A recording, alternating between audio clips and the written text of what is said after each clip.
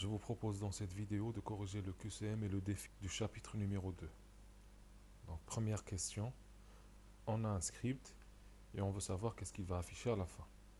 Si on regarde la première instruction, on a A est égal à 12, la deuxième B 8, la troisième C égale à A, ce qui fait 12, la quatrième A est égal à la valeur de B, ce qui fait 8, et enfin B est égal à la valeur de C, donc ce qui fait 12. Donc ça va nous afficher 8, 12. La réponse B. Passons à la question suivante.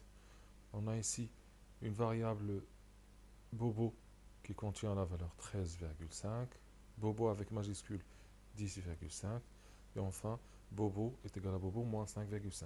Ici on nous demande d'afficher bobo minuscule, donc cette variable là.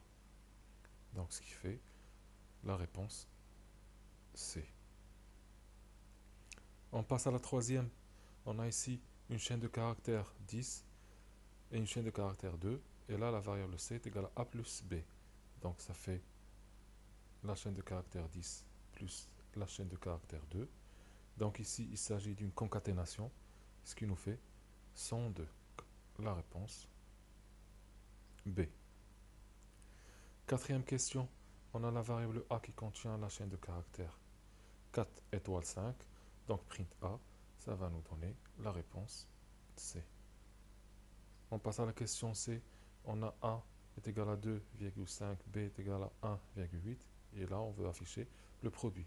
Le problème ici, pour écrire un nombre décimal en Python, on écrit 2,5 et non 2,5. Donc du coup, ça va nous donner erreur. La dernière question, on a une variable A qui contient la chaîne de caractères bon, la variable B qui contient la chaîne de caractères jour, et on va faire une concaténation. Donc on va voir la valeur de B qui est jour collée à la valeur de A qui est bon. Et ça nous donne la réponse B. Passons maintenant au défi. On nous demande d'écrire un script qui demande le nom à l'aide du message quel est votre nom, le prénom quel est votre prénom, l'âge avec le message donnez votre âge, et enfin il nous affiche le nom et l'âge de cette personne dans 10 ans. Donc là, si par exemple on a Kurosaki Ishigo et l'âge c'est 16, il doit nous afficher vous êtes Ishigo Kurosaki et vous aurez 26 ans dans 10 ans. Donc on va passer à Tony. Pour écrire un script en Python, on va l'écrire dans cette fenêtre-là. Donc on a vu, on a besoin d'une variable nom. Donc pour la saisir, on fait à l'aide de la fonction input. On écrit notre message. Quel est votre nom?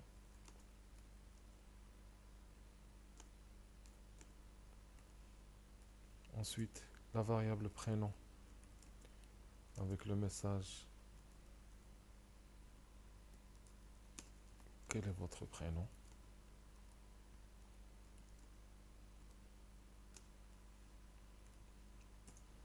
La variable âge qui contient l'âge. Donc, comme il s'agit d'un entier, donc on doit convertir d'abord le input à l'aide de la fonction int. Donc int input.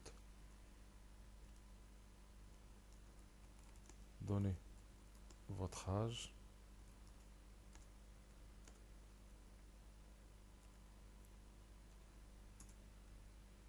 Et enfin, on affiche le résultat. Donc print. Donc il doit nous afficher un premier texte. Vous êtes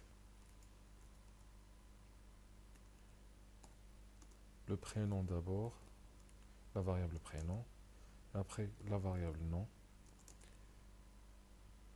et le texte. Et vous aurez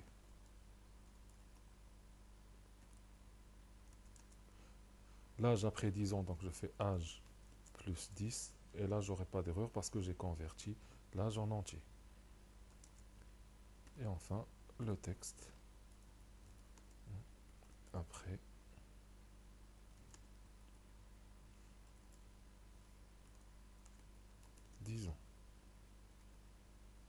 Et on ferme. Une fois qu'on a écrit notre script, on doit l'enregistrer. Ici, à la place des guillemets, j'ai mis apostrophe, donc je dois rectifier. Là, c'est bon. J'enregistre. Donc là, fichier enregistré. Donc là, défi numéro 1. Comme ça. Enregistré. Et j'exécute. Et là, si on voit la console, donc elle me demande le nom, BAT, mon prénom, Haroun, mon âge, 15 ans, et là vous êtes Haroun BAT et vous aurez 25 ans après 10 ans. Si je réexécute le programme et je change maintenant les noms et le prénom, donc imaginons par